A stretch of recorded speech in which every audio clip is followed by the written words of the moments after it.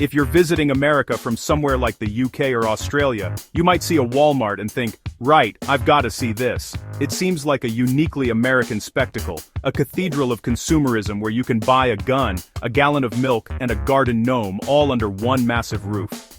Tourists often film their visits, wandering the aisles with a sense of wonder, marveling at the sheer scale of it all. To them, it's a fun, quirky stop on their holiday, a bit like seeing the Grand Canyon, but with more fluorescent lighting and a lingering scent of popcorn and floor cleaner. It represents American excess in a way that is almost charming from a distance. This outsider's view, however, misses the complicated reality that many Americans live with every single day. For tourists, Walmart is a novelty, a place to buy cheap souvenirs and laugh at the strange assortment of products. They see the low prices and the endless options as a positive, a symbol of American convenience. But for the people who live in the towns that these gigantic stores dominate, the experience is vastly different. It's not a fun little side quest, it's the only quest available. The blue and yellow sign isn't a landmark of fun. For many, it's a tombstone for what used to be there before it arrived. The tourist vlogs are filled with wide-eyed excitement, focusing on the bizarre and the bountiful. "Look at the size of this cereal box!" they exclaim, completely unaware of the economic devastation that might have made that giant box of Cheerios the only affordable option for a local family. They don't see the shuttered bakery down the street or the closed hardware store that used to be run by a family for 3 generations. They are temporary visitors in a landscape that Walmart has permanently altered, and their cheerful videos often stand in stark contrast to the feelings of the residents who are left behind after the tourists go home.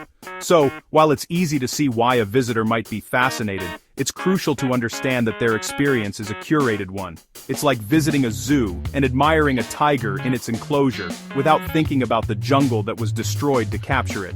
The story of Walmart in America isn't one of fun and games and massive tubs of cheese balls.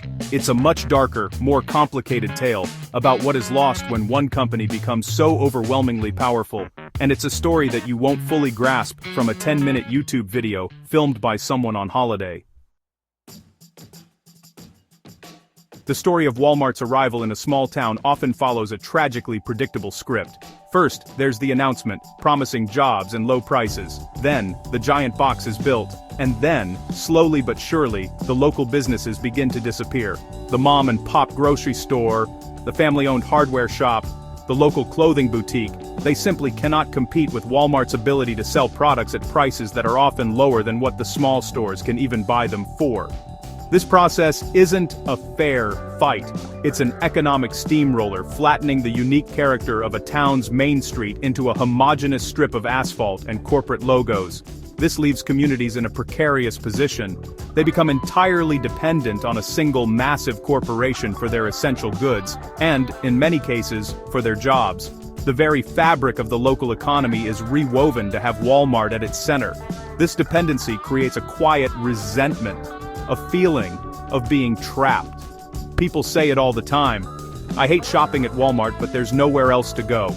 They remember the local butcher who knew their name or the bookstore owner who could recommend the perfect read, and they see what they've lost in exchange for so-called everyday low prices. The ultimate betrayal, however, comes when Walmart decides a store is underperforming and shuts it down. This has happened in towns across the country, most recently with a string of closures that continued into 2025. After systematically driving all the local competition out of business, Walmart packs up and leaves, creating what is known as a food desert. Suddenly, the town that had everything now has nothing. Residents are left with no local options for fresh groceries or basic necessities, forcing them to drive miles to the next town, which, ironically often, has another Walmart. This is when frustration turns to outright anger. Think about that for a moment.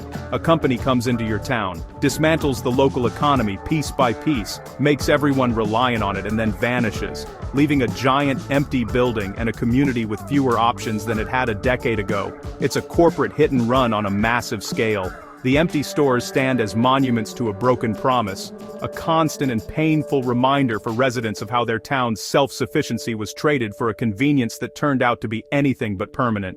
This cycle is a core reason for the deep-seated dislike of the company. Beyond its impact on local economies, Walmart faces intense criticism for how it treats its own employees. The company is America's largest private employer, which sounds impressive until you look at the details. For years, Walmart has been famous for paying its workers wages so low that many of them qualify for public assistance programs like food stamps. This means that taxpayers are effectively subsidizing Walmart's low-wage model. The corporation makes billions in profit, while its employees struggle to make ends meet, a fact that has fueled countless protests and campaigns demanding a living wage and better working conditions.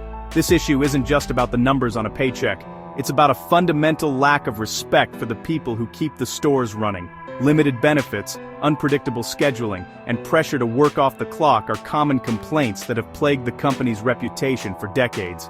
While Walmart has made some recent changes like remodeling stores and introducing drone delivery, the core concerns about its labor practices persist. The image of a happy, smiling workforce in blue vests simply doesn't align with the stories told by the workers themselves, who often feel overworked, underpaid, and easily replaceable. Adding another layer to public distrust is Walmart's surprisingly cozy relationship with the U.S. government. Since around 2010, there have been documented partnerships between the retail giant and powerful agencies like the Department of Homeland Security and even the Pentagon. While these collaborations are often framed in terms of security and emergency preparedness, they make many people deeply uncomfortable. The idea of a private corporation with so much data on American consumers working hand in hand with government intelligence and military agencies feels less like a public service and more like something out of a dystopian novel. This perception of being intertwined with state power feeds a narrative of corporate overreach. It fosters a sense of unease, making people wonder just how much influence this one company really has. When you combine the persistent rumors with the documented facts, you get a public that is increasingly suspicious of Walmart's motives. It's one thing to be a dominant retailer. It's another thing entirely to be seen as an extension of government surveillance, a perception that only deepens the well of animosity and makes the company seem less like a friendly neighborhood store and more like a watchful corporate big brother. So, if Walmart is responsible for shuttering local businesses, underpaying its workers, and collaborating with the government in ways that make people nervous, a logical question arises: why do so many people still shop there? The answer, for most, is painfully simple: they have to. For millions of Americans, especially those in rural areas or low-income households, Walmart is not a choice, but a necessity. After local grocery stores have been pushed out, it often becomes the only place to buy affordable food, medicine, and clothing within a reasonable distance. People may hate what the company stands for, but they can't afford to shop anywhere else. This creates a powerful internal conflict for many shoppers. They walk the aisles, feeling a sense of guilt or resignation, knowing that their dollars are supporting a system they fundamentally disagree with. It's a compromise born of economic reality. When you have a family to feed and a tight budget, the ethical considerations of where you shop can feel like a luxury you cannot afford. The everyday low prices that crushed local businesses become a lifeline for the very people left with no other options, a cruel irony that is not lost on them. Furthermore, Walmart has mastered the art of being undeniably convenient. It is a one-stop shop where you can get your oil changed, pick up a prescription, buy groceries for the week, and grab a new pair of socks, all in a single trip. In a society where time is just as scarce as money for many working families, that level of convenience is incredibly difficult to resist.